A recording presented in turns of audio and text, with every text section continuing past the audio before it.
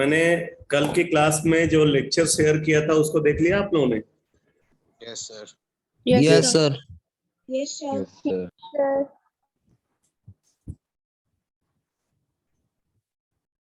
चलो अच्छी बात है भाई।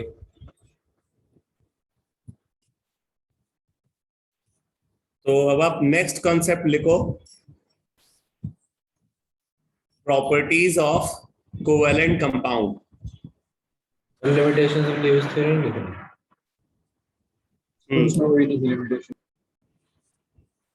किसकी limitation?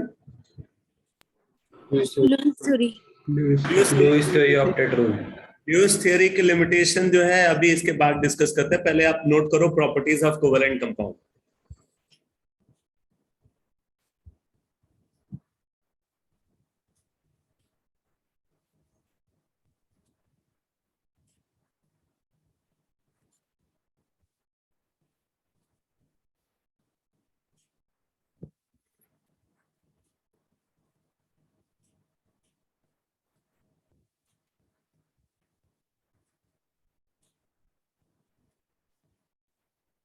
Properties of covalent compound, इसमें फर्स्ट पॉइंट लिखो।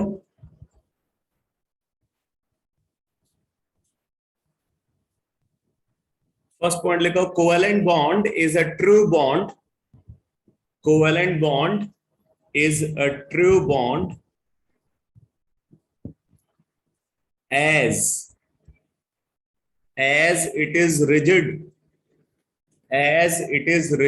and directional both, as it is rigid and directional both. Covalent bond is a true bond as it is rigid and directional both.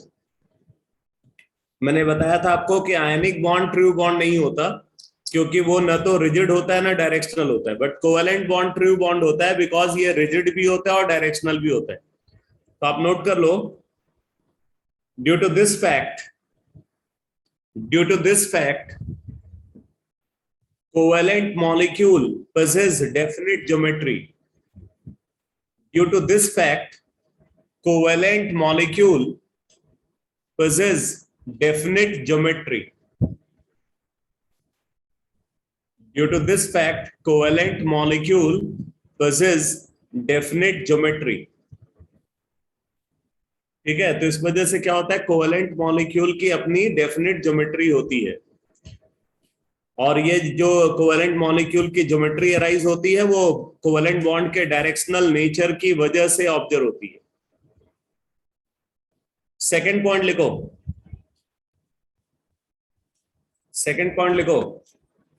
covalent compounds are observed. Covalent compounds are observed. Covalent compounds are observed. Covalent compounds are observed in all three physical states. In all three physical states at room temperature. Covalent compounds are observed in all three physical states at room temperature. ठीक है, room temperature पे अगर covalent compounds को consider किया जाए तो ये तीनों फिजिकल स्टेट में ऑब्जर्व होते हैं। जैसे फॉर एग्जांपल SiO2 जिसको सिलिका बोलते हैं, ये क्या है, सॉलिड है। SiO2 is a solid, ठीक है। CO2 कोवेलेंट कंपाउंड है, गैसियस फॉर्म में ऑब्जर्व होता है। H2O कोवेलेंट कंपाउंड है, लिक्विड फॉर्म में ऑब्जर्व होता है एट रूम टेम्परेचर। तो आप देख रहे हैं कोवेलेंट कंपाउंड सॉलिड फॉर्म में भी मिल रहा है, गैसियस फॉर्म में भी मिल रहा है और लिक्विड फॉर्म में भी मिल रहा है रूम टेम्परेचर पे। नेक्स्ट पॉइंट लिखो,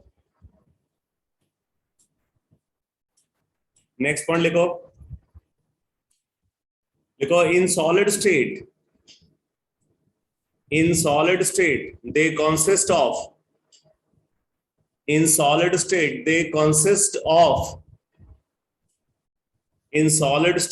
consist of two type of solids. two type of solids. In solid state, they consist of two type of solids called molecular solid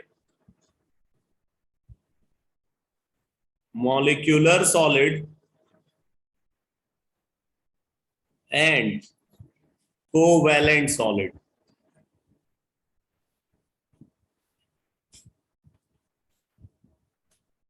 तो जब कोवैलेंट कंपाउंड सॉलिडिफाई होते हैं तो दो टाइप के solids का फॉर्मेशन ये करते हैं, एक मॉलिक्यूलर सॉलिड है और दूसरा कोवैलेंट सॉलिड। तो अब क्वेश्चन ये उठता है कि मॉलिक्यूलर सॉलिड और कोवैलेंट सॉलिड में क्या डिफरेंस है, तो आप दोनों के बारे में नोट करो। सब molecular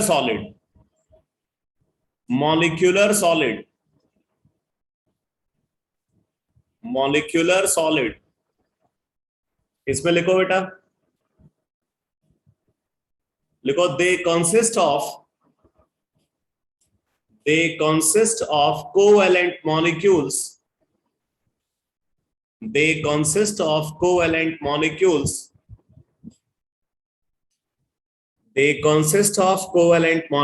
which are either polar or non-polar, They consist of covalent molecules which are either polar or non-polar, and they are held together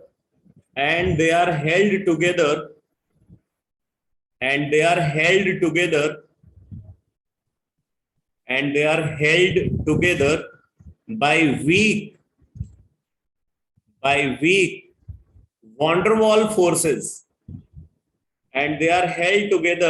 weak van der Waals forces. Spelling देख लेना, van der Waals forces.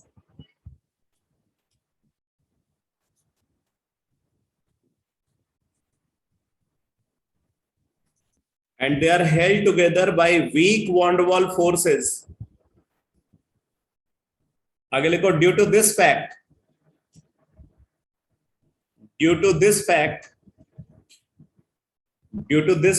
they are soft solids. Due to this fact they are soft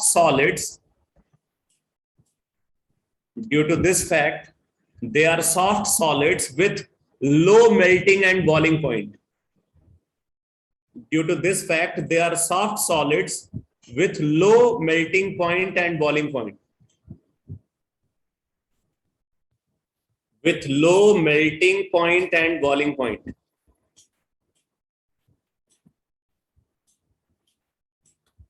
ठीक है, तो अब देखो molecular solid के बारे में यहाँ पे क्या बोला गया, बोल रहा है कि जो मॉलिक्यूलर सॉलिड है वो कोवैलेंट मॉलिक्यूल से बने होते हैं, उनका जो कॉन्स्टिट्यूएंट है वो एक कोवैलेंट मॉलिक्यूल है, और ये कोवैलेंट मॉलिक्यूल आपस में weak van der Waals forces के थ्रू इंटरैक्ट करते हैं। दो मॉलिक्यूल के बीच में जो इंटरैक्शन है वो कैसा है, van der Waals force of interaction है, जो बहुत वीक फोर्स होता है। तो क्योंकि मॉलिक्यूल्स बहुत ही वीक फोर्सेस के थ्रू अटैच होते हैं, इस वजह से जो मॉलिक्यूलर सॉलिड होता है वो सॉफ्ट होता है और उसका मेल्टिंग और बॉइलिंग पॉइंट बहुत कम होता है। सॉफ्ट सॉलिड होता है और मेल्टिंग और बॉइलिंग पॉइंट बहुत कम होता है। अब जैसे मैं कुछ एग्जांपल बता रहा हूं मॉलिक्यूलर सॉलिड के, लिख लो। फॉर एग्जांपल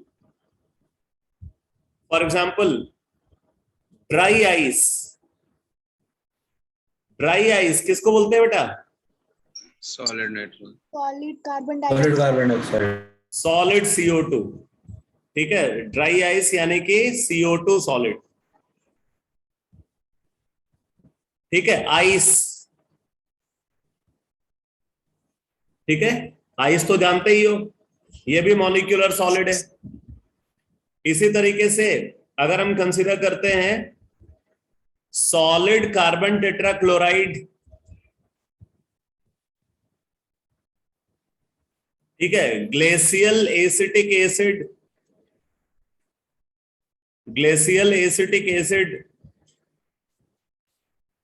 ये बेसिकली एसिटिक एसिड का सॉलिड फॉर्म है, ग्लेशियल एसिटिक एसिड। ठीक है, इसी तरीके से अगर हम कंसीडर करते हैं बेंजीन सॉलिड,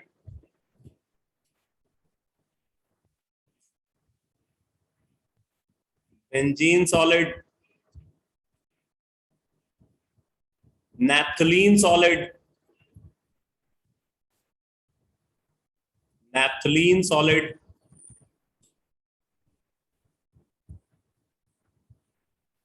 एटसेट्रा,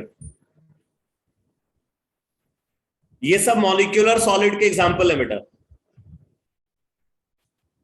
ठीक है, क्योंकि इनका जो बेसिक कॉन्स्टिट्यूएंट है वो एक कोवेलेंट मॉलिक्यूल है, ये बहुत सारे कोवेलेंट मॉलिक्यूल का एग्रीगेट होते हैं। तो इसका मतलब एक बात समझ लेना कि अगर कोई भी कोवेलेंट मॉलिक्यूल सॉलिडिफाई होता है, अगर कोई कोवेलेंट मॉलिक्यूल सॉलिड फॉर्म में एग्जिस्ट कर रहा है, तो हम उसको मॉलिक्यूलर सॉलिड बोलेंगे। तो आप नोट में इस बात को लिख लो, नोट में लिखो, any covalent molecule if undergo solidification, any covalent molecule if undergo solidification, then it form a molecular solid,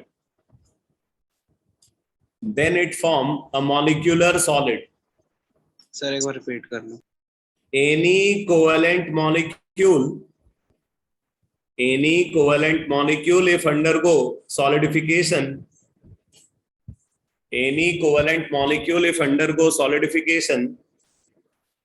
then it form a molecular solid,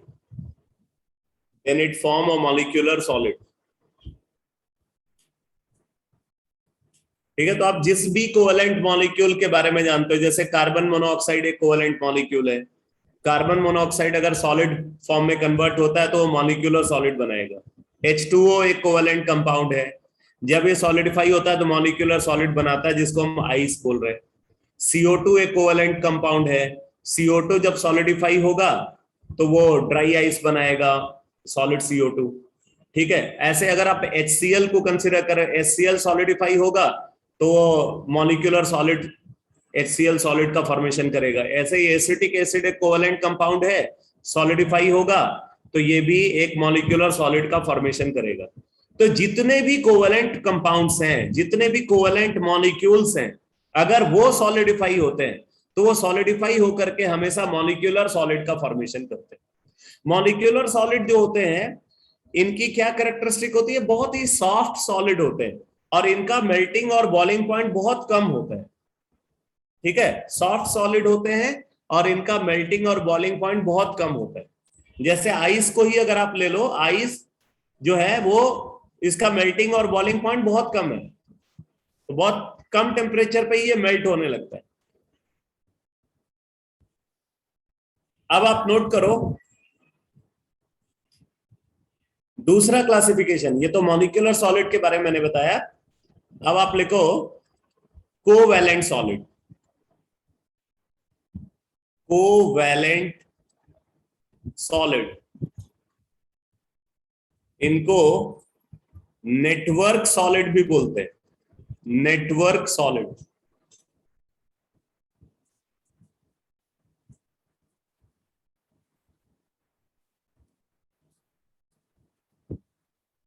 covalent solid और नेटवर्क सॉलिड, इसका डिटेल लिखो बेटा,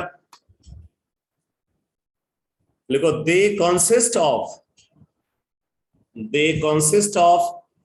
non metallic atoms,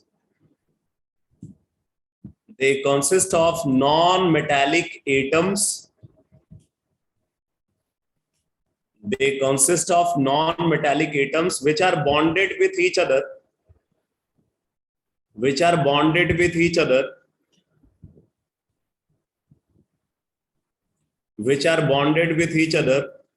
through covalent bond, which are bonded with each other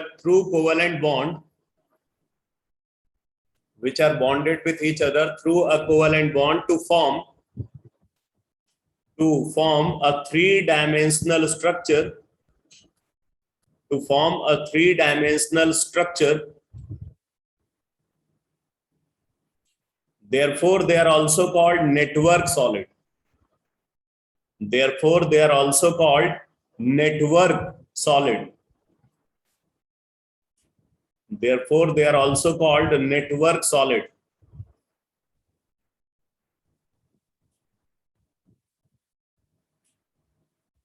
अगर note करो, para change करके लिखो, they are hardest solids.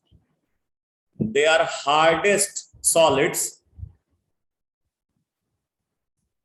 They are hardest solids with very high melting and boiling point. With very high melting and boiling point.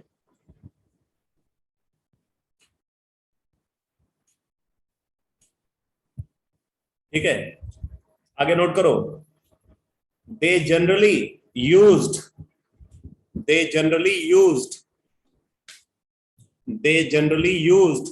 as abrasive. Next para में लिखने हैं हाँ शिवांग, क्या बोल रहे हैं सर? नेक्स्ट पैरा में लिखना है, इसी में लिखो. हाँ, they generally used as abrasive in the form of cutting tool. In the form of cutting tool. In the form of cutting tool.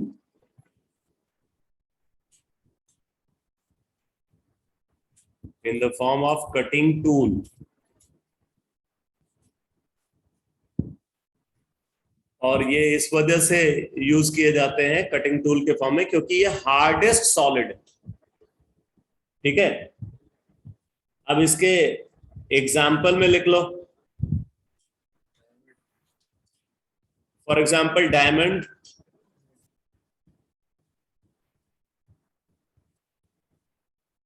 ठीक है, ग्रेफाइट,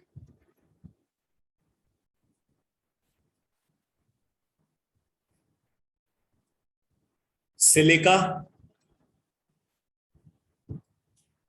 सिलिका वही SiO2, कार्बोरंडम,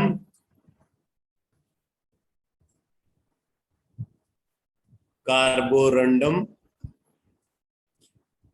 कार्बोरंडम बोलते हैं सिलिकॉन कार्बाइड. ठीक है, कार्बोरंडम,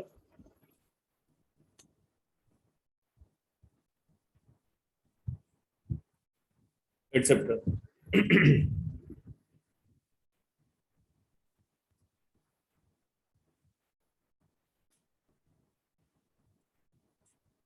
यहाँ पे मैं आपको एक बात बता दूं, जैसे फास्फोरस होता है, फास्फोरस के 2 एलोट्रॉप होते हैं. ठीक है, आप इसको नोट में लिख सकते हो.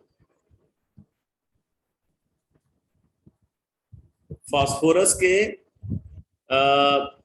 2 कॉमन एलोट्रॉप. वैसे तो फास्फोरस के कई सारे एलोट्रॉप्स होते हैं, लेकिन जो 2 सबसे कॉमन एलोट्रॉप हैं उनमें एक तो फास्फोरस का एलोट्रॉप है व्हाइट फास्फोरस. व्हाइट फास्फोरस, ठीक है, व्हाइट फास्फोरस. और दूसरा एलोट्रॉप जो इसका होता है उसको बोलते हैं red phosphorus. White phosphorus and red phosphorus, ये 2 एलोट्रॉप हैं फास्फोरस के. इसमें ये जो व्हाइट फास्फोरस होता है ये होता है बेटा मॉलिक्यूलर सॉलिड.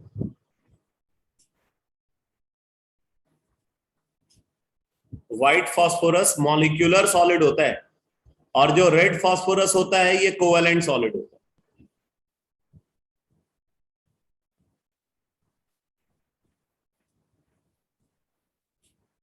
ये व्हाइट फास्फोरस का जो मेल्टिंग पॉइंट और बॉइलिंग पॉइंट होता है ये लो होता है, ये सॉफ्ट सॉलिड होता है. जबकि 35 डिग्री पे जलने लग जाता है. हाँ, क्या बोल रहे हैं?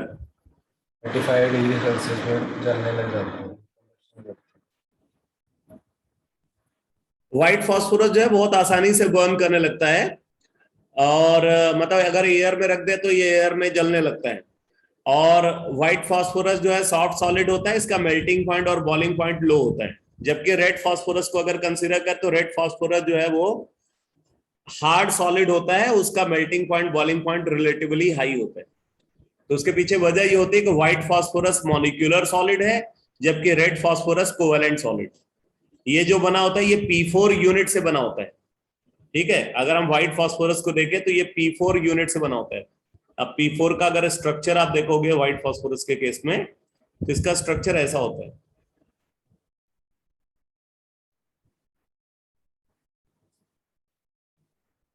ठीक है, ये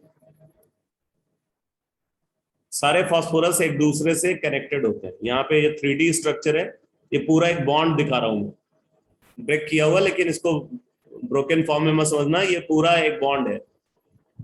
4 फास्फोरस है, चारों फास्फोरस एक दूसरे से कनेक्टेड होते हैं और हर फास्फोरस के पास एक एक लोन पेयर होता है। ये एक मॉलिक्यूल है P4 मॉलिक्यूल, यही P4 मॉलिक्यूल आपस में इंटरैक्ट करता है। जैसे एक P4 मॉलिक्यूल है, इसके बगल में दूसरा P4 मॉलिक्यूल है।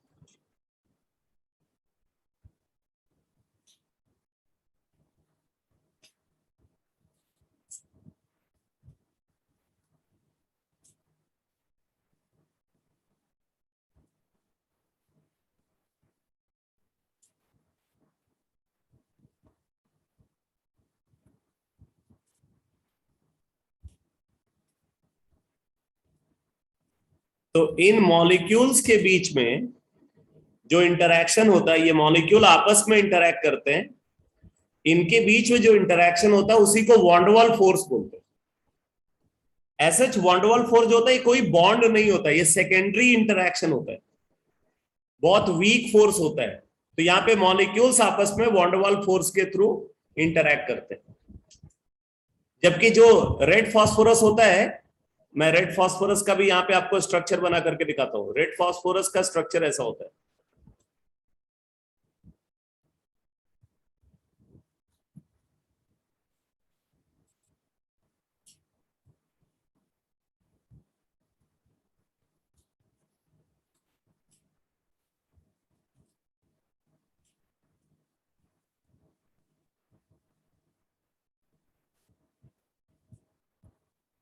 इस तरीके से आप देखोगे कई सारी जो P4 यूनिट्स होती है ना, वो जुड़ती चली जाती है, तो इससे यहाँ पे नेटवर्क बन जाता है।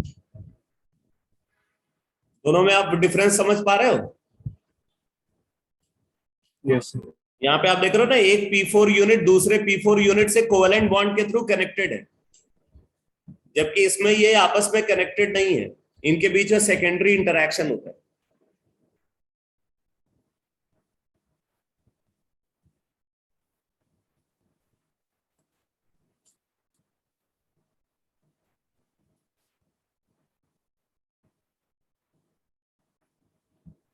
तो मॉलिक्यूलर सॉलिड और कोवेलेंट सॉलिड के बीच में क्या डिफरेंस हुआ भाई? मॉलिक्यूलर सॉलिड जो होते हैं वो कोवेलेंट मॉलिक्यूल से कॉन्स्टिट्यूटेड होते हैं, उनके बीच में वीक वॉन्डरवाल फोर्सेस ऑब्जर्व होते हैं, इसीलिए ये सॉफ्ट सॉलिड होते हैं, इनका मेल्टिंग पॉइंट बॉइलिंग पॉइंट कम होता है।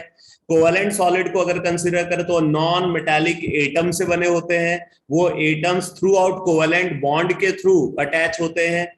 ठीक है, ये हार्ड सॉलिड होते हैं, हार्डेस्ट सॉलिड होते हैं इनफैक्ट, और इनका मेल्टिंग पॉइंट और बॉइलिंग पॉइंट बहुत ज्यादा होता है। तो ये डिफरेंस है मॉलिक्यूलर सॉलिड और कोवेलेंट सॉलिड के बीच में। वैसे अगर हम क्रिस्टलाइन सॉलिड को कंसीडर करें, ठीक है, तो क्रिस्टलाइन सॉलिड जो होते हैं वो 4 अलग अलग कैटेगरी में उनको डिवाइड किया जाता है। आप इसको आप यहाँ पे नोट कर लो, एक हल्की सी information, classification of crystalline solid में आप लिख सकते हो, क्लासिफिकेशन ऑफ क्रिस्टलाइन सॉलिड।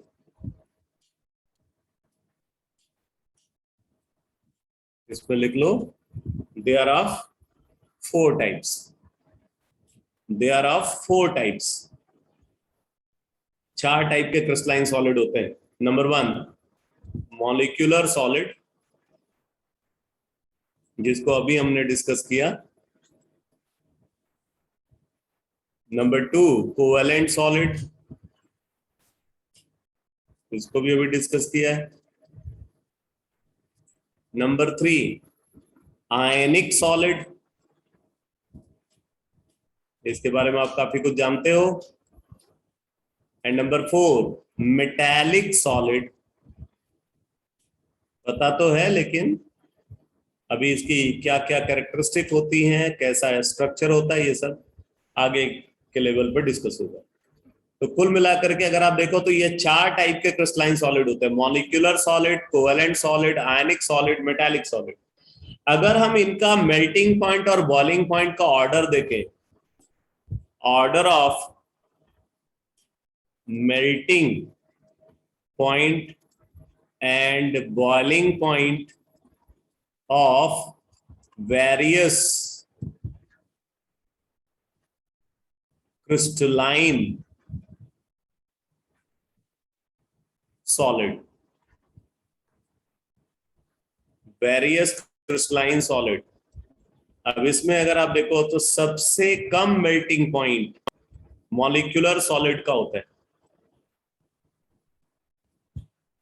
सबसे कम मेल्टिंग पॉइंट और बॉइलिंग पॉइंट मॉलिक्यूलर सॉलिड का होता है। उसके बाद फिर मेटालिक सॉलिड के केस में मेल्टिंग पॉइंट और बॉइलिंग पॉइंट ऑब्जर्व होता है, मेटालिक सॉलिड। फिर आता है आयनिक सॉलिड,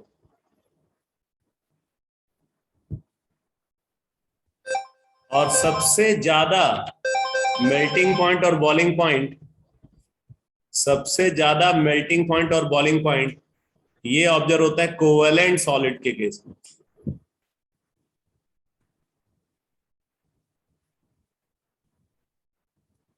ये है मॉलिक्यूलर सॉलिड का मेल्टिंग पॉइंट और बॉइलिंग पॉइंट सबसे कम, मेटालिक सॉलिड का उससे ज्यादा, आयनिक सॉलिड का उससे ज्यादा, कोवेलेंट सॉलिड का मैक्सिमम होता है। क्लियर हुआ बेटा? Yes sir. Yes sir. अच्छा, इसके बेसिस पे आप ये बोल सकते हो कि जो इंटर पार्टिकल फोर्सेस होंगे उनकी स्ट्रेंथ भी इसी के हिसाब से डिसाइड होगी। सबसे यस सर। सबसे वीक इंटर पार्टिकल फोर्सेस कहाँ होंगे? मॉलिक्यूलर सॉलिड में। उससे स्ट्रॉन्ग मेटालिक सॉलिड में, उससे स्ट्रॉन्ग आयनिक सॉलिड में, और स्ट्रॉन्गेस्ट होंगे कोवेलेंट सॉलिड। कोवेलेंट।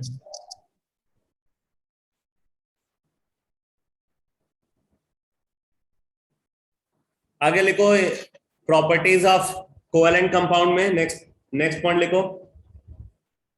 देखो in general covalent compounds, in general covalent compounds are bad conductor of, in general covalent compounds are bad conductor of electricity, bad conductor of electricity in molten state,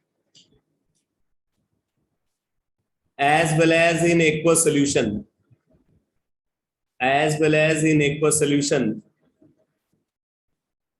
in molten state as well as in aqueous solution, with some exception,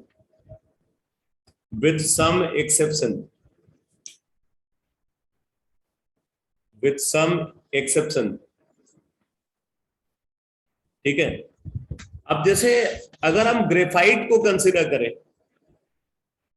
तो आप यहां पे note में लिख लो,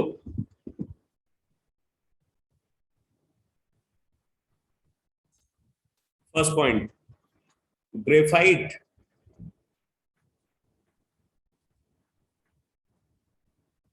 is good conductor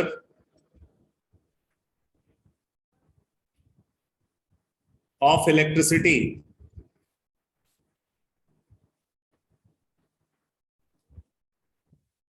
in solid state.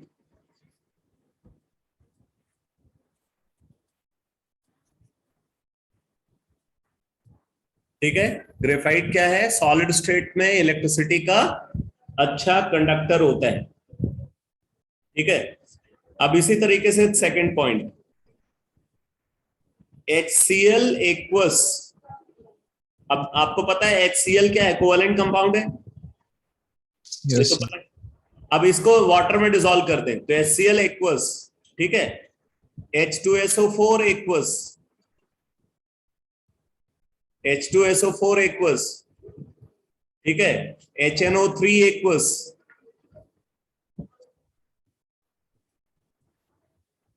Etcetera, HCl aqueous, H2SO4 aqueous, HNO3 aqueous, etc.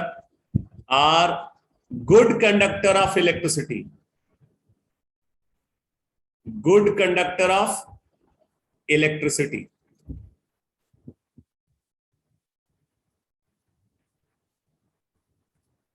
लेकिन आपको यहां पे ध्यान रखना है सोल्यूशन में होना चाहिए, एक्वस सोल्यूशन में, ठीक है। अगर आप ड्राई HCl को कंसीडर करो, HCl gas, H2SO4 pure form में, HNO3 प्योर फॉर्म में, तो ये इलेक्ट्रिसिटी के अच्छे कंडक्टर नहीं होते। सोल्यूशन में अगर आप इनको कंसीडर करते हो, वाटर के अंदर अगर आप इनको डिसॉल्व करते हो, तो ये इलेक्ट्रिसिटी के अच्छे कंडक्टर होते हैं। बात समझ में आई बेटा? Yes, sir. Yes, sir. ठीक है।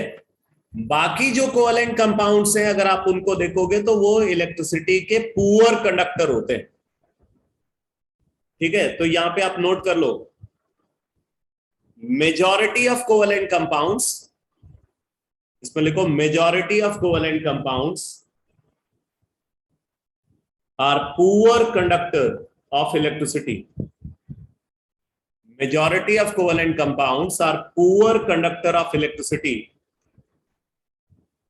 For example, glucose, sucrose, ठीक है, सिलिका, डायमंड, कार्बोरंडम,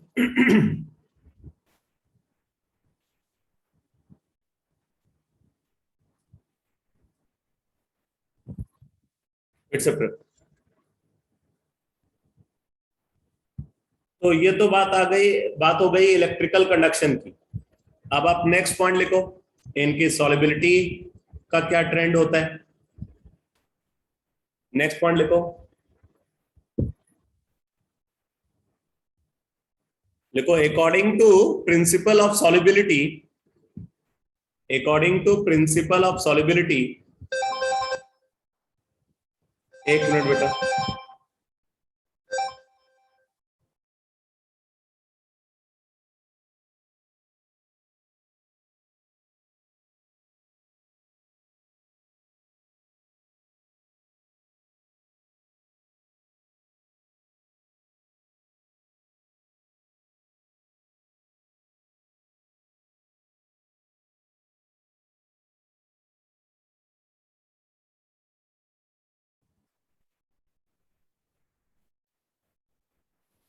अगला पॉइंट लिखो बेटा, according to principle of solubility, according to principle of solubility,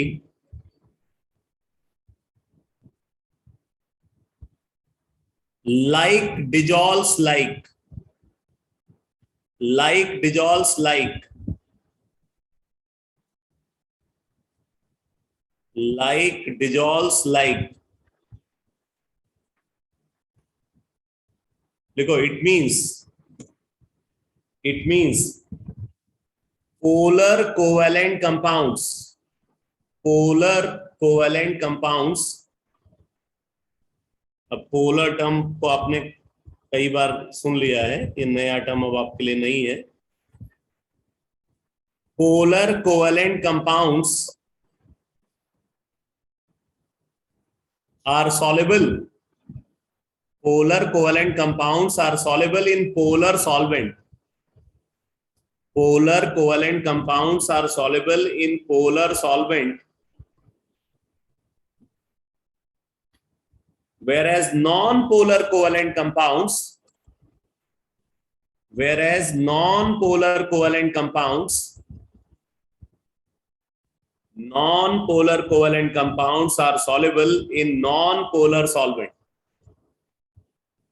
in non-polar solvent,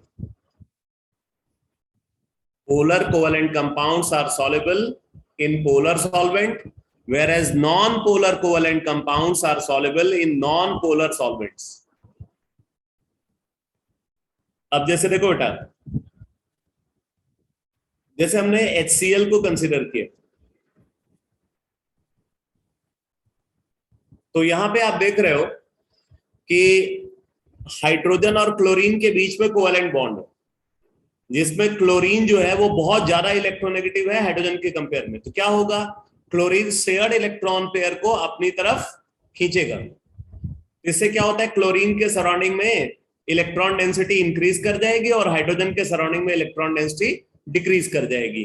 तो यहाँ पे पार्शियल नेगेटिव चार्ज और यहाँ पे पार्शियल पॉजिटिव चार्ज डेवलप होता है, यानी कि पोलैरिटी डेवलप हो जाती है। तो इसलिए हम इसको क्या बोलेंगे, इसको बोलेंगे पोलर मॉलिक्यूल।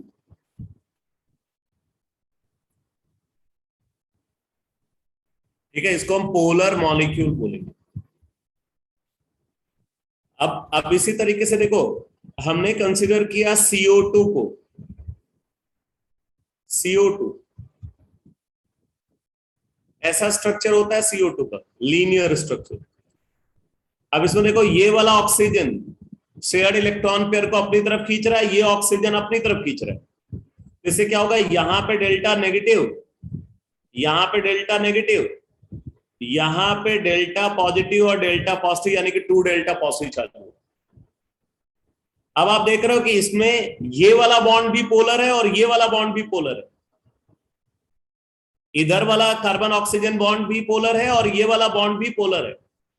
अब ऐसी सिचुएशन में क्या होगा, बोल रहे हैं कि इसका जो यहाँ पे ये ओवरऑल अगर हम देखें तो ये मॉलिक्यूल जो है नॉन पोलर होता है, ये मॉलिक्यूल ओवरऑल नॉन पोलर होता है, क्योंकि ये यहाँ पे देखो डेल्टा पॉजिटिव और डेल्टा नेगेटिव की वजह से यहाँ पे एक डायपोल मूवमेंट टर्म अराइज होता है, जिसको हम इस तरीके से रिप्रेजेंट करते हैं। वो एक वेक्टर क्वांटिटी होती है। इसी चैप्टर में आगे इसका डिटेल देखेंगे, अभी थोड़ी सी बात समझ लो।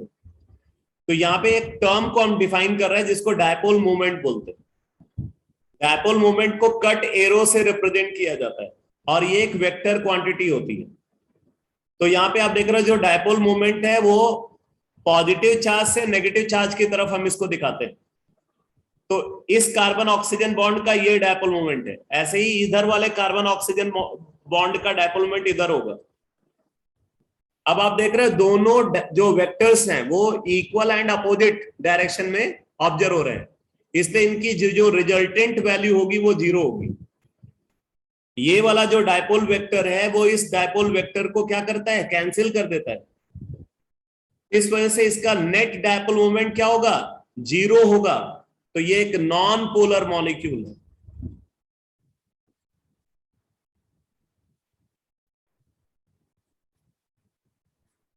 इस केस में अगर आप देखो तो एक ही डायपोल वेक्टर है, उसको कैंसिल करने वाला दूसरा डायपोल वेक्टर नहीं है, इसलिए ये वाला मॉलिक्यूल क्या है, पोलर मॉलिक्यूल है, और ये क्या हो जाएगा, नॉन पोलर मॉलिक्यूल हो जाएगा।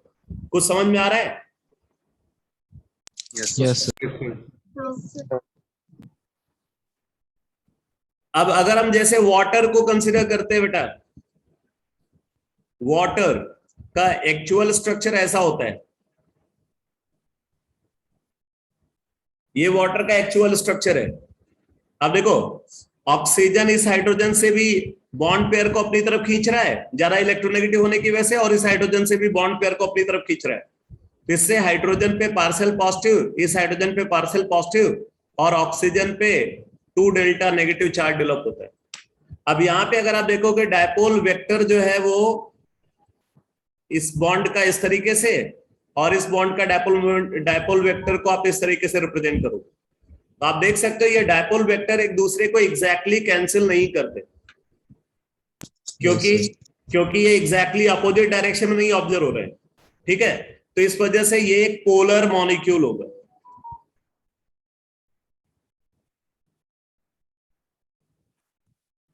वाटर क्या है, water is a polar molecule. अब आपको पता है कि वाटर को हम सॉल्वेंट के फॉर्म में यूज करते हैं, तो क्योंकि ये पोलर मॉलिक्यूल है इसलिए हम इसको क्या बोलेंगे, पोलर सॉल्वेंट बोलेंगे। समझ में आया बेटा? Yes. वाटर पोलर मॉलिक्यूल है, इसलिए हम इसको पोलर सॉल्वेंट बोलते हैं।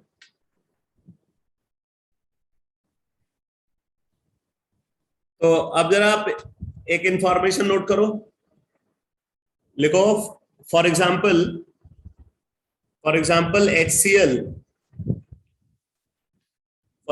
HCl, which is a polar covalent compound,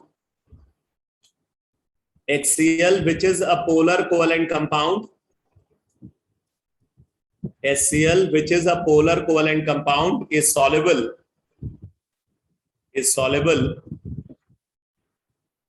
in polar solvent like water,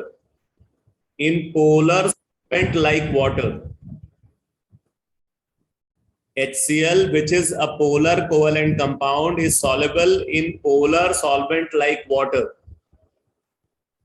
However,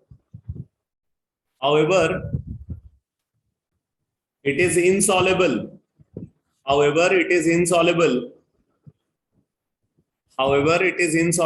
In non-polar solvent.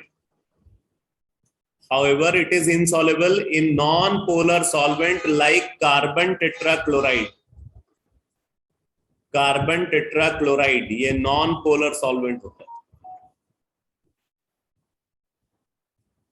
तो यहाँ पे वही प्रिंसिपल वर्क कर रहा है, like dissolves like. Polar solute polar solvent में डिजॉल्व हो जाएगा, non polar solute non polar solvent में डिजॉल्व हो जाएगा, but polar solute non polar solvent में डिजॉल्व नहीं होगा। तो कार्बन टेट्राक्लोराइड जो होता है ये नॉन पोलर सॉल्वेंट होता है। तो नॉन पोलर सॉल्वेंट होने की वजह से HCl इसमें डिजॉल्व नहीं हो पाता, लेकिन वाटर में वो डिजॉल्व हो जाता है। ये क्लियर हुआ बेटा? Yes sir. ठीक है। इसी तरीके से एल्केन को अगर हम कंसीडर करें, आप इसको भी नोट कर लो, alkene which is a non-polar covalent molecule, alkane which is a non-polar covalent molecule, alkane which is a non-polar covalent molecule is soluble in water, is insoluble in polar solvent like water, is insoluble in polar solvent like water. However, it is freely soluble.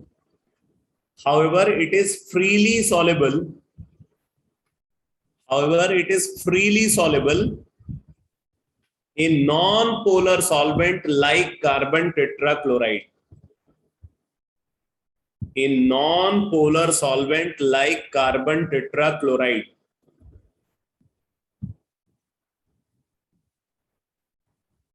तो आप कोई भी alkene ले लो, जैसे मान लो methane है, ठीक है, आप देखोगे मीथेन जो है ये वाटर में इंसॉल्युबल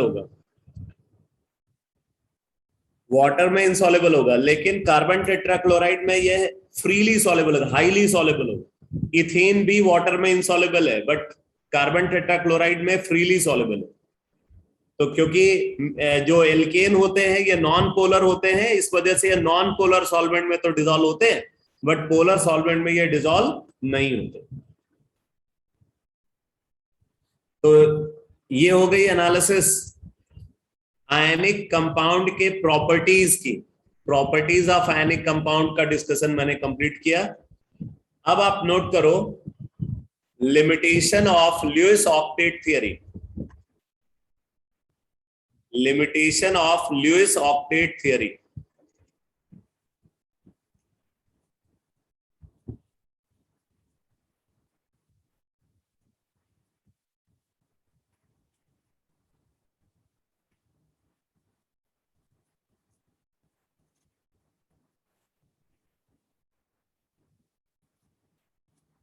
बहुत सारी लिमिटेशंस है ल्यूइस ऑक्टेट थियरी की। पॉइंट वाइज लिखो। फर्स्ट पॉइंट लिखो, this theory fails in the formation of this theory fails in the formation of covalent compounds. This theory fails in the formation of covalent compounds where octet of central atom is incomplete. Where octet of central atom is incomplete.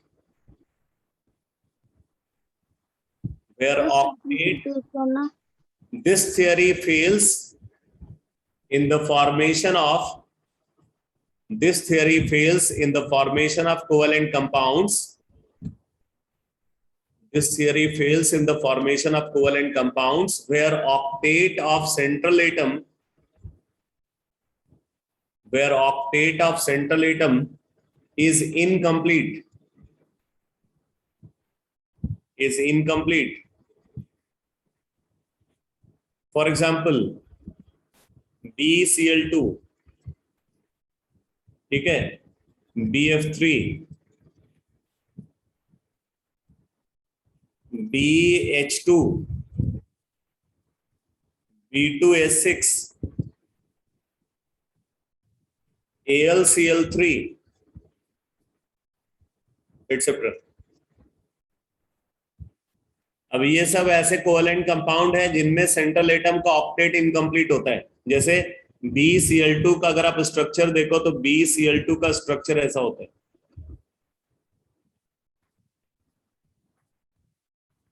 यहाँ पे आप देखोगे beryllium के valence shell में सिर्फ 4 electron है, इसका octet complete नहीं है। ऐसे BF3 का अगर आप स्ट्रक्चर देखोगे तो ऐसा स्ट्रक्चर होता है BF3 का।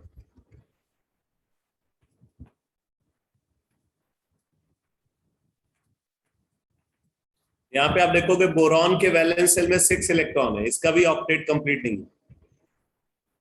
इसी तरीके से ये BH2 का अगर आप स्ट्रक्चर देखोगे तो BH2 का स्ट्रक्चर ऐसा है, यहाँ भी बेरिलियम का ऑक्टेट कंप्लीट नहीं है। अगर आप B2S6 को कंसीडर करोगे तो इसका यूनिक स्ट्रक्चर होता है B2S6 का, इसमें एक स्पेशल टाइप का बॉन्ड प्रेजेंट होता है।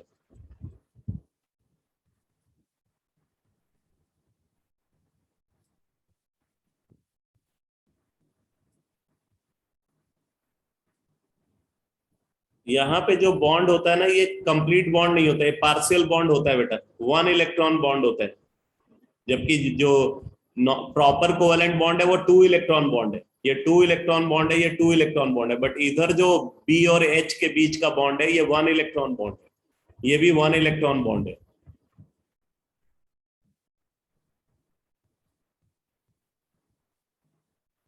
ठीक है, तो आप देखो यहाँ पे एक बॉन्ड इस तरीके से फॉर्म हो रहा है, ये पूरा एक बॉन्ड है।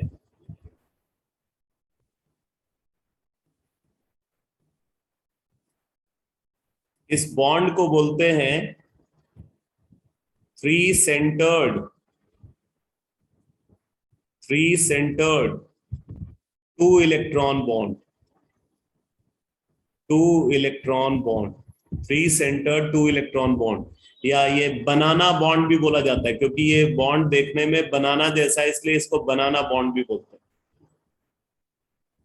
आप देखो 3 सेंटर्ड क्यों बोल रहे हैं, क्योंकि 3 सेंटर है, बोरॉन हाइड्रोजन बोरॉन, 3 सेंटर्ड, और इनके बीच में टोटल 2 इलेक्ट्रॉन है, 1 इलेक्ट्रॉन यहाँ पे है और 1 इलेक्ट्रॉन यहाँ पे, इसलिए इसको 3 सेंटर्ड 2 इलेक्ट्रॉन बॉन्ड बोलते हैं। समझ में आया बेटा?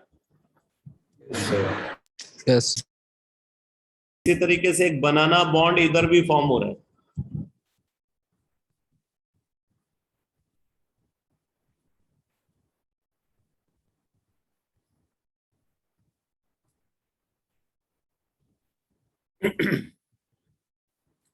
इसमें अगर आप बोरॉन के सराउंडिंग में देखोगे तो 2 इलेक्ट्रॉन यहाँ पे, 2 इलेक्ट्रॉन यहाँ पे, 1 इलेक्ट्रॉन यहाँ, 1 इलेक्ट्रॉन यहाँ, टोटल 6 इलेक्ट्रॉन। बोरॉन का ऑक्टेट कंप्लीट नहीं है। तो वो कोवेलेंट कंपाउंड्स जिनमें सेंट्रल एटम का ऑक्टेट इनकम्प्लीट है, उनके फॉर्मेशन में ल्यूइस ऑक्टेट थ्योरी फॉलो नहीं होती। Number 2,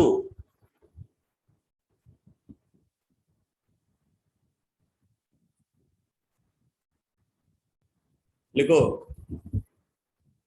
this theory fails to explain, this theory fails to explain, this theory fails to explain in the formation of those compounds, in the formation of those compounds where octet of central atom, where octet of central atom is expanded, where octet of central atom is expanded. Sir formation के बाद क्या है? This theory, explain से बता दो. this theory fails to explain the formation of those compounds. This theory fails to explain in the formation of those compounds where octet of central atom is expanded, where octet of central atom is expanded. It means where central atom, it means where central atom possess superoctet, superoctet. ऐसे compound को super octet compound बोलते हैं जहां पे central atom का octet expanded होता है. For example,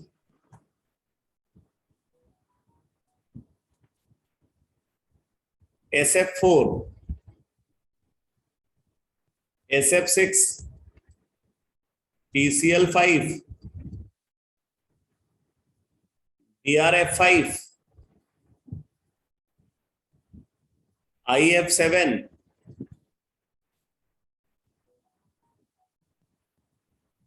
SO2Cl2,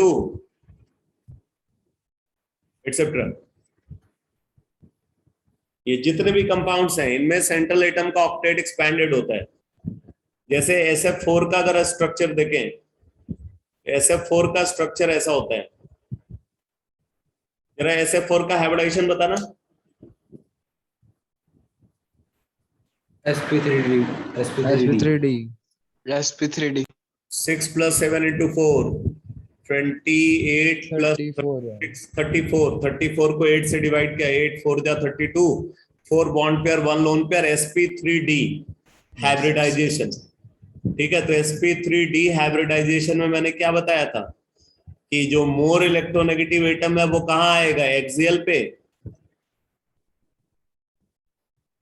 ठीक है, और बाकी 3 इक्वेटोरियल पोजीशन है, उनमें 3 में से 2 पे तो फ्लोरीन को ही रखना पड़ेगा, एक पे लोन और 1 पे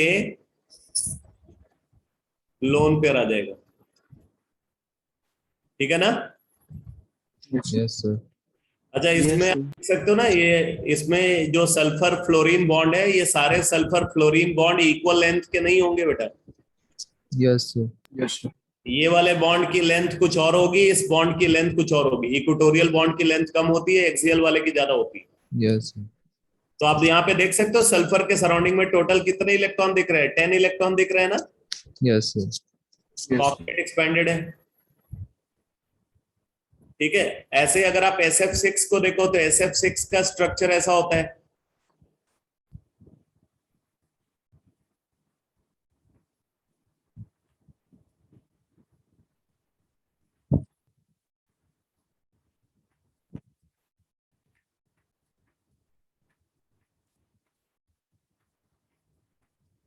अब इसमें आप देख सकते हो सेंट्रल एटम के सराउंडिंग में टोटल 12 इलेक्ट्रॉन है, 12 वैलेंस इलेक्ट्रॉन. इसका भी ऑक्टेट एक्सपेंडेड है. ठीक है. Yes sir. तो ये जितने भी कंपाउंड्स हैं, और ऐसे और भी बहुत सारे कंपाउंड्स हैं जो सुपर ऑक्टेट कंपाउंड बोले जाते हैं. अब इन कंपाउंड्स में सेंट्रल मतलब ऑक्टेट रूल फॉलो नहीं होता, यानी कि Lewis octet theory exactly follow नहीं होती, इसलिए ये भी लिमिटेशन वाले केसेस में ही आते हैं. अब इंपॉर्टेंट ये है कि कहां पे सुपर ऑक्टेट होगा और कहां पे सुपर ऑक्टेट नहीं होगा. नोट में लिख लो, इसी से रिलेटेड लिखो. If valence shell of the central atom if valence shell of the central atom, if valence shell of the central atom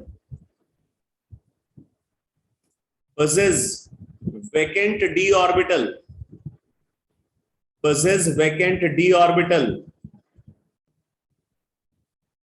then it can expand its octet. Then it can expand its octet. Otherwise, it cannot. Otherwise, it cannot.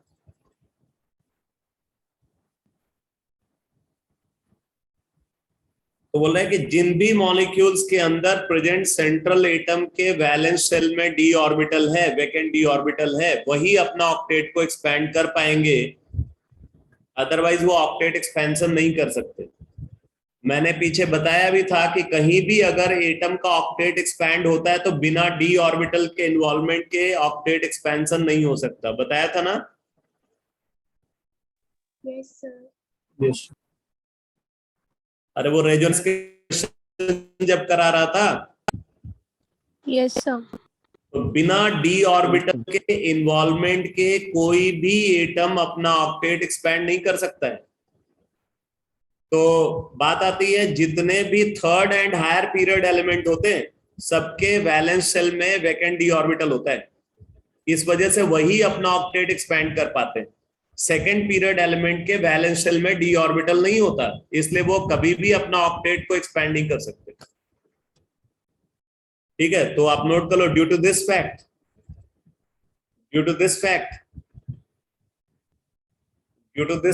only third and higher period element can expand its octet. Only third and higher period element can expand its octet.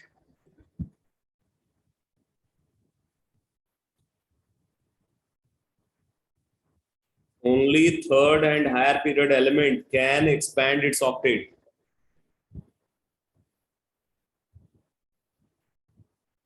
तो ये Lewis octet theory की दूसरी limitation हो गई। Third limitation लिखो।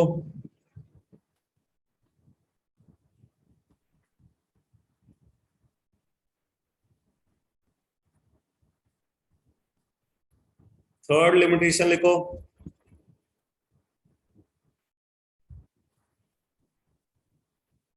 This theory fails to explain.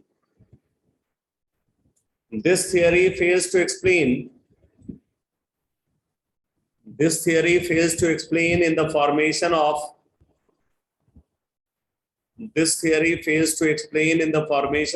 odd electron species. This theory fails to explain in the formation of odd electron species. Odd electron species such as अब मैं कुछ odd electron species के बारे में आपको बता रहा हूं। नाइट्रिक ऑक्साइड,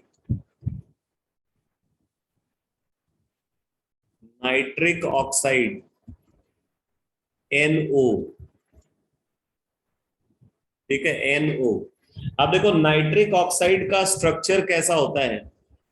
तो नाइट्रिक ऑक्साइड का अगर आप इलेक्ट्रॉन डॉट स्ट्रक्चर देखो, इसका इलेक्ट्रॉन डॉट स्ट्रक्चर ऐसा है बेटा।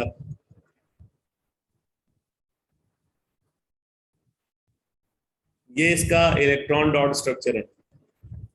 अब आप यहां पे देख रहे हो इसके पास क्या है, ऑड इलेक्ट्रॉन है, अनपेयर्ड इलेक्ट्रॉन है, ठीक है, ऑड इलेक्ट्रॉन है। तो ऑड इलेक्ट्रॉन होने की वजह से जो नाइट्रिक ऑक्साइड होता है ये क्या होता है, पैरामैग्नेटिक होता है। क्या होता है, पैरामैग्नेटिक होता है। भाई जिनके पास भी अनपेयर्ड इलेक्ट्रॉन होगा वो क्या हो जाएंगे, पैरामैग्नेटिक हो जाएंगे। तो ये पैरामैग्नेटिक है और इसीलिए ये क्या करता है, ये मतलब जो है इस फॉर्म में तो स्टेबल नहीं होता है, ये खुद को स्टेबलाइज करने की कोशिश करता है। कैसे स्टेबलाइज करने की कोशिश करता है भाई, ये डाइमराइज हो जाता है, ठीक है, डाइमराइज हो जाता है। अब ये दूसरा नाइट्रिक ऑक्साइड मॉलिक्यूल हो गया। अब देखो इसके पास भी ऑड इलेक्ट्रॉन है, इसके पास भी ऑड इलेक्ट्रॉन है, ये मिल करके यहाँ पे क्या करेंगे, एक बॉन्ड बना लेंगे। क्लियर है बेटा? Yes.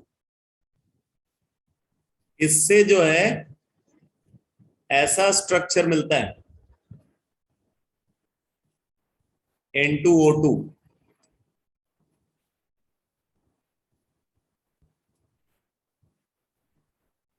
ये बन जाता है, ये डायामैग्नेटिक है।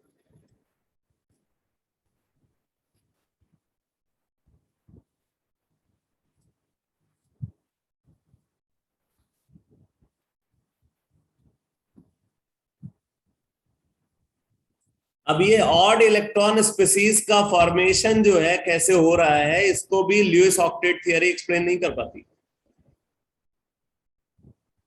नाइट्रिक ऑक्साइड नेचर में फ्री फॉर्म में एग्जिस्ट करता है। इसी तरीके से NO2,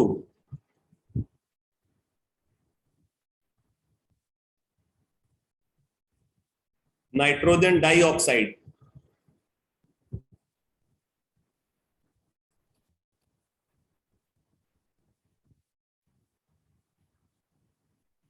नाइट्रोजन डाइऑक्साइड ये भी पैरामैग्नेटिक होता है।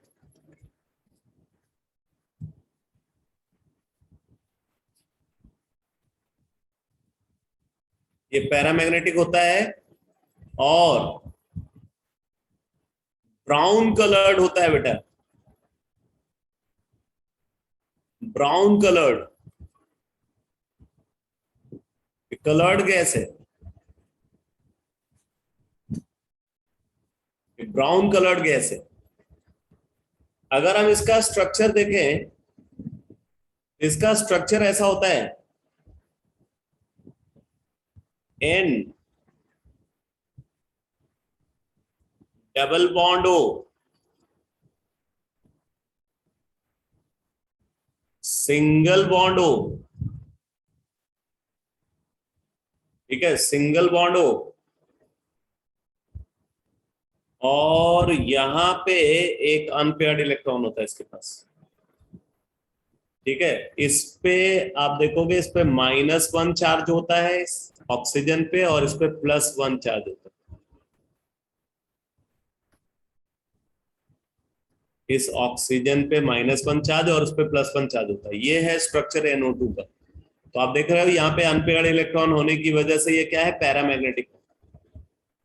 अनपेयर्ड इलेक्ट्रॉन होने की वजह से ये पैरामैग्नेटिक है।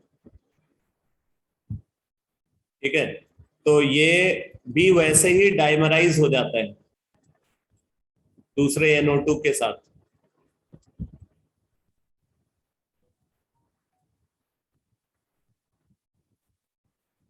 -1 और यहाँ पे +1। तो जब ये डाइमराइज होते हैं तो डाइमराइज होकर के ये N2O4 बना लेते हैं, जो कि एक कलरलेस कंपाउंड है। ये डाइमराइज होकर के N2O4 का फॉर्मेशन करते हैं।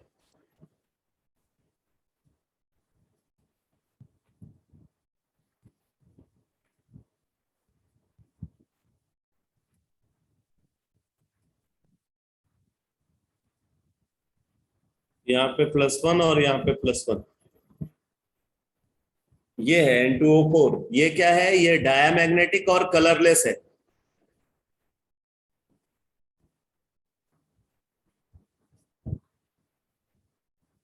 डायमैग्नेटिक इसलिए क्योंकि इसके पास कोई अनपेयर्ड इलेक्ट्रॉन नहीं है और कलरलेस होता है।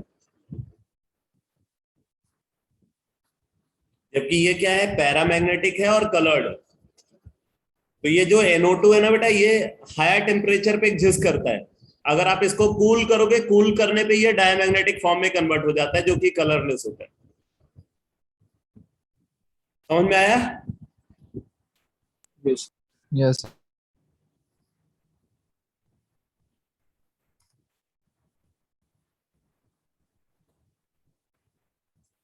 कई बार क्या होता है ना कि ये NO2 और NO, ठीक है, NO2 और NO आपस में जुड़ जाते हैं, ये भी एक पॉसिबिलिटी है। अब जरा इसको भी देख लो।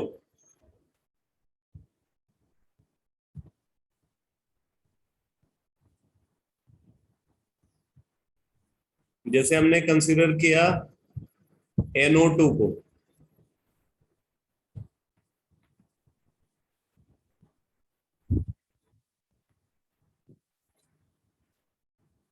ये NO2 हो गया, और इसके साथ क्या है NO,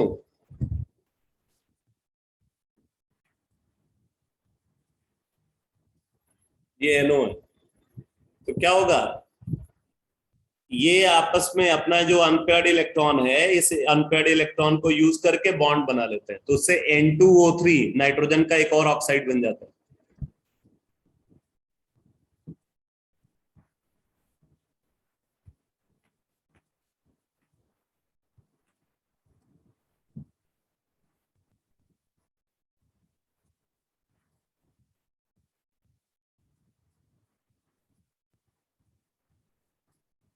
ये बन जाता है N2O3। ये क्या होना चाहिए, डायमैग्नेटिक या पैरामैग्नेटिक? डायमैग्नेट। Diamagnetic.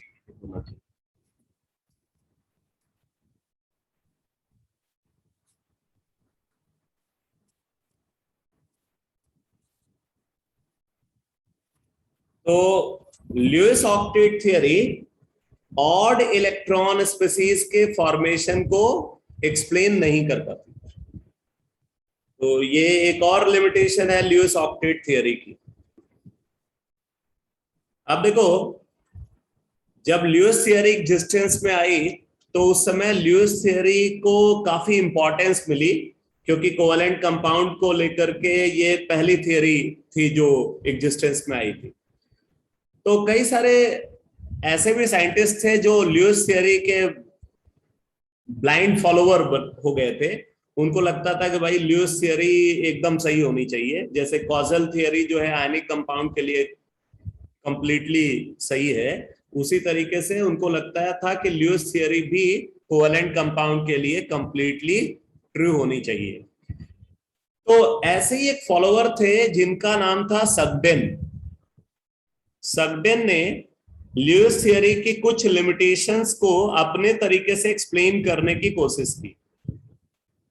तो आप नोट करो, Sugden theory of singlet linkage, Sugden theory of singlet linkage. Limitation खत्म हो गया। मैं आपको बता रहा हूं कि जो ल्यूइस थियरी की लिमिटेशंस को एक्सप्लेन करने के लिए कुछ लोगों ने अपने अपने तरीके से कॉन्सेप्ट दिए, उसी में एक कॉन्सेप्ट ये भी है, सगडेन थियरी ऑफ सिंगलेट लिंकेज। तो आप इसके बारे में नोट करो, Sugden theory of singlet linkage, इस पे लिखो। देखो, according to this theory,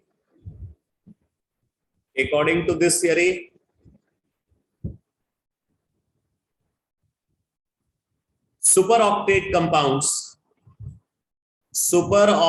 compounds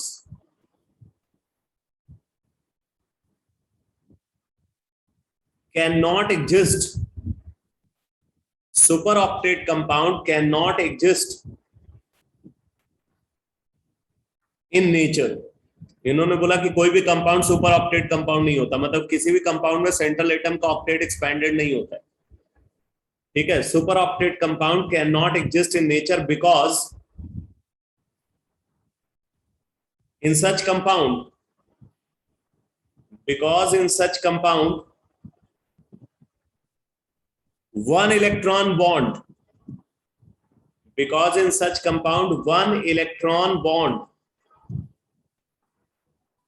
one electron bond also called singlet linkage, one electron bond also called singlet linkage is present. Singlet linkage is present. Singlet linkage is present. आगे लिखो, and and this bond is longer, and this bond is longer as well as weaker than two electron bond,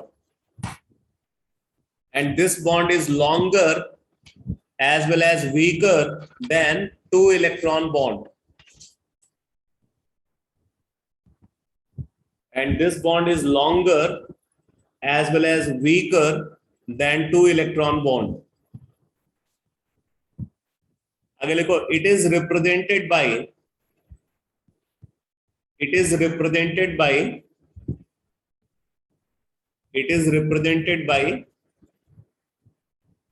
देख लेना, इस तरीके से represent करते हैं, half arrow. It is represented by half arrow. ठीक है, तो ऐसे सिंगलेट लिंकेज को रिप्रेजेंट करते हैं. अब जैसे देखो, जैसे PCl5 है, तो PCl5 का स्ट्रक्चर जो है, जो हम बनाते हैं नॉर्मल स्ट्रक्चर, वो स्ट्रक्चर ये है PCl5 का.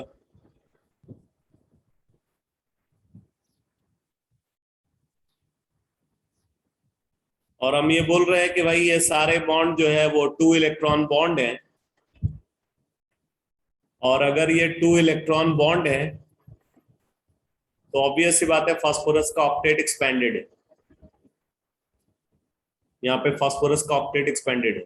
सगडेन ने बोला कि नहीं, ये जो PCl5 का स्ट्रक्चर है, PCl5 के स्ट्रक्चर में सिर्फ 3 ही बॉन्ड 2 इलेक्ट्रॉन बॉन्ड होते हैं, 2 बॉन्ड 1 इलेक्ट्रॉन बॉन्ड होते हैं. 2 बॉन्ड को इन्होंने बोला 1 इलेक्ट्रॉन बॉन्ड होते हैं, 3 बॉन्ड 2 इलेक्ट्रॉन बॉन्ड होते हैं. यानी कि जो PCl5 का स्ट्रक्चर सगडेन ने इंट्रोड्यूस किया, सगडेन ने जो PCl5 का स्ट्रक्चर प्रपोज किया, वो स्ट्रक्चर ऐसा था. इन्होंने जो इक्वेटोरियल बॉन्ड थे, इक्वेटोरियल बॉन्ड को तो 2 इलेक्ट्रॉन बॉन्ड लिया, और जो एक्सियल बॉन्ड था उसको 1 इलेक्ट्रॉन बॉन्ड के फॉर्म में कंसीडर किया.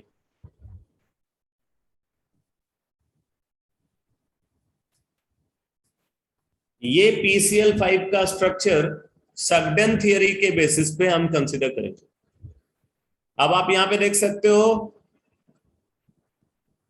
ये वाला बॉन्ड क्या है, ये 2 इलेक्ट्रॉन बॉन्ड है,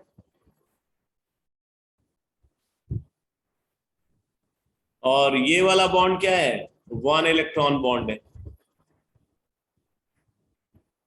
अभी मैंने लिखवाया कि जो 1 इलेक्ट्रॉन बॉन्ड है वो लॉन्गर है और वीकर है 2 इलेक्ट्रॉन बॉन्ड के कंपेयर में. तो ये वाला बॉन्ड बड़ा है और वीक भी है इसके कंपेयर में. अब देखो, इसका एक्सपेरिमेंटल प्रूफ भी मिल जाता है, और इससे सगडेन थ्योरी को काफी सपोर्ट मिला.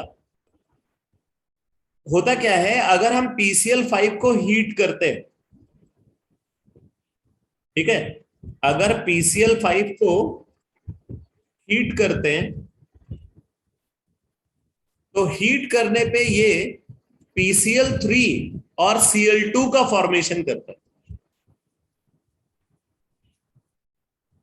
PCl5 को जब हम हीट करते हैं तो PCl3 और Cl2 का फॉर्मेशन होता है. तो सगडेन ने बोला कि 2 ही क्लोरीन क्यों अलग हो रहे हैं. इसलिए अलग हो रहा है क्योंकि 2 क्लोरीन यहां पे सिंगलेट लिंकेज के थ्रू अटैच है, 3 क्लोरीन डबलेट लिंकेज के थ्रू अटैच है. तो जो सिंगलेट लिंकेज के थ्रू क्लोरीन अटैच है, वो वाला बॉन्ड वीक होने की वजह से हीट करने पे वही बॉन्ड ब्रेक हो जाता है. इसलिए 2 क्लोरीन अलग हो जाते हैं और 3 क्लोरीन इंटैक्ट रहते हैं. यानी कि अगर PCl5 को हीट किया जा रहा है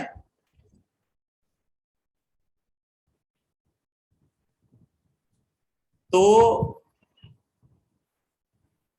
ये जो सिंगलेट लिंकेज वाले क्लोरीन है, ये क्लोरीन अलग हो जाते हैं, ये वाला बॉन्ड ब्रेक हो जाएगा, बाकी ये तीनों बॉन्ड बने रहेंगे. तो इसलिए PCl3 बनता है और Cl2 बनता है. ये बात समझ में आ रही है बेटा? Yes. लेकिन एक जगह तो ये तुक्का चल गया. अब ये हर जगह चलेगा वो देखने वाली बात है. जैसे अगर हम अगला एग्जांपल कंसीडर करते हैं SF6 का। अच्छा, आपने देख लिया ना वहां पे फास्फोरस का ऑक्टेट एक्सपेंडेड नहीं है जो सगडेन ने स्ट्रक्चर इंट्रोड्यूस किया, ये बात समझ में आई? Yes, sir. अगर हम SF6 को कंसीडर करते हैं तो जो SF6 का नॉर्मल स्ट्रक्चर है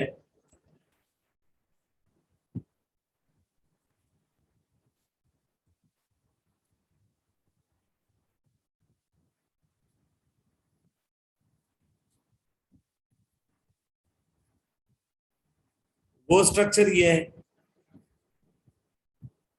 ये सारे 2 इलेक्ट्रॉन बॉन्ड है, यानी कि सल्फर के सराउंडिंग में 12 इलेक्ट्रॉन है। लेकिन जो सगडेन ने SF6 का स्ट्रक्चर को प्रपोज किया वो स्ट्रक्चर ऐसा है।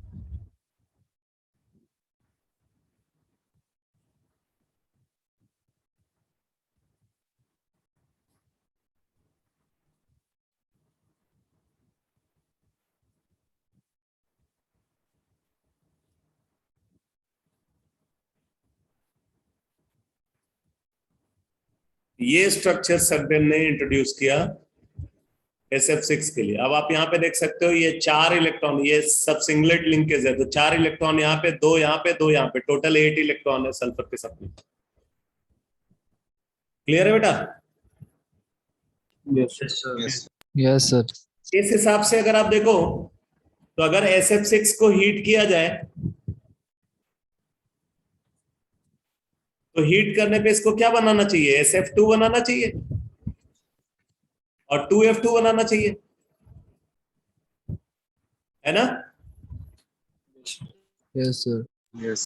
जबकि रियलिटी ये है SF6 highly thermally stable compound होता है, ये आसानी से डिकम्पोज ही नहीं होता।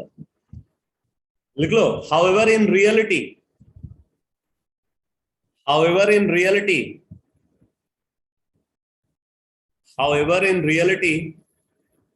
SF6 is a highly thermally stable compound. However, in reality, SF6 is highly thermally stable compound and do not undergo decomposition easily.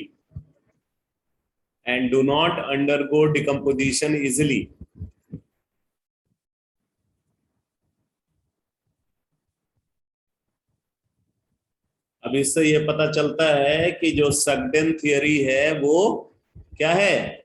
गलत है। अगर सगडेन थियरी सही होती तो क्या होता? इस तरीके से डिकम्पोजिशन होता है, SF2 बनता और 2F2 बनता, लेकिन ऐसा नहीं बन रहा है। इसका मतलब है कि ये सिंगलेट लिंकेज का जो कंसेप्ट इन्होंने दिया ये कंसेप्ट सही नहीं है।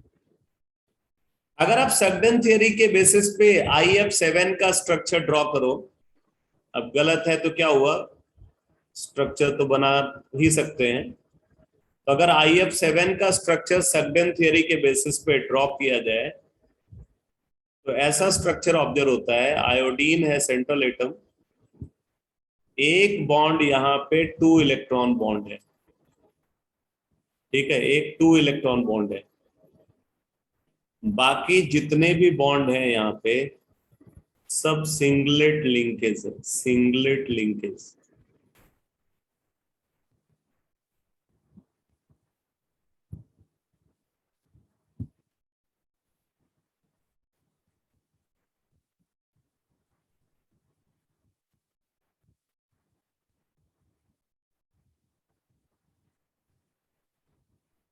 अब आप इस तरीके से देखोगे तो IF7 का जो स्ट्रक्चर है इसमें 6 1 इलेक्ट्रॉन बॉन्ड है और 1 2 इलेक्ट्रॉन बॉन्ड है, तो 6 + 2 8, ठीक है ना?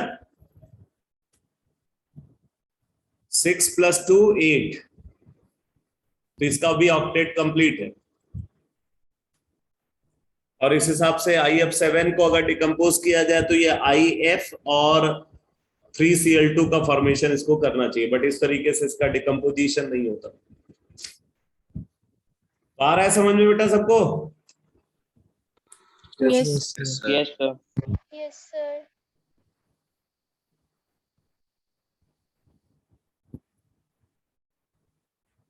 इसी तरीके से ल्यूइस ऑक्टेट थियरी के एक्सप्लेनेशन में एक और बॉन्ड को कंसीडर किया जाता है जिसको हम बोलते हैं कोऑर्डिनेट बॉन्ड। ये जो कोऑर्डिनेट बॉन्ड का कंसेप्ट है ये ल्यूइस ऑक्टेट थियरी के एक्सप्लेनेशन में इसको कंसीडर करते हैं। Coordinate bond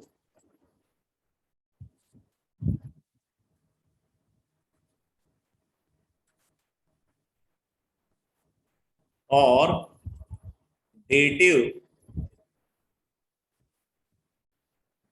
covalent bond.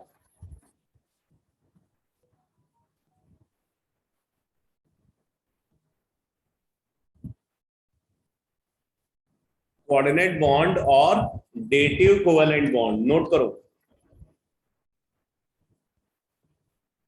लिखो if a covalent bond is formed, if a covalent bond is formed, if a covalent bond is formed between two atoms, if a covalent bond is formed between two atoms in such a manner that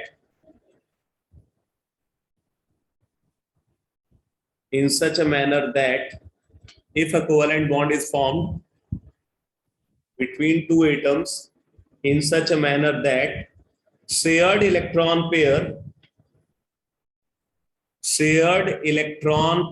is provided by one atom. Shared electron pair is provided by one atom. Shared electron pair is provided by one atom, while other accepts it. While other accepts it,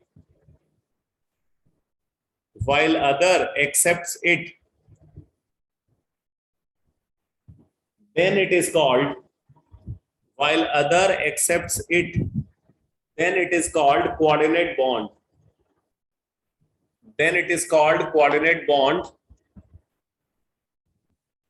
Then it is called coordinate bond or dative covalent bond. Or dative covalent bond, or dative covalent bond.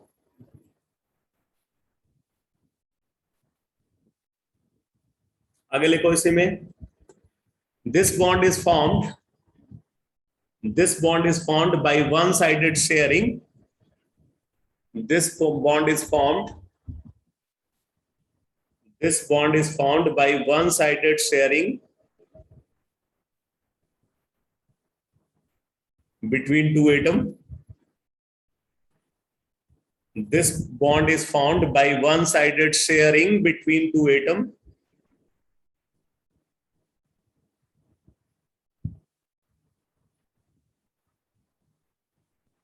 And the atom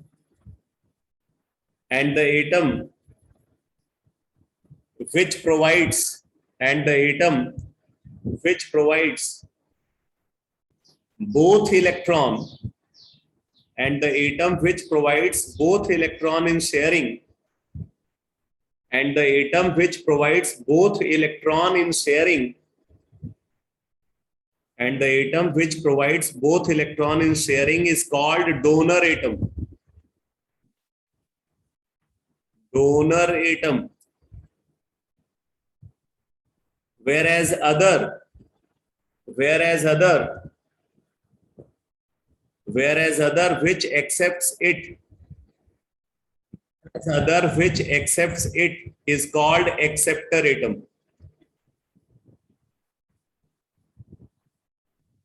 Whereas other which accepts it is called acceptor atom.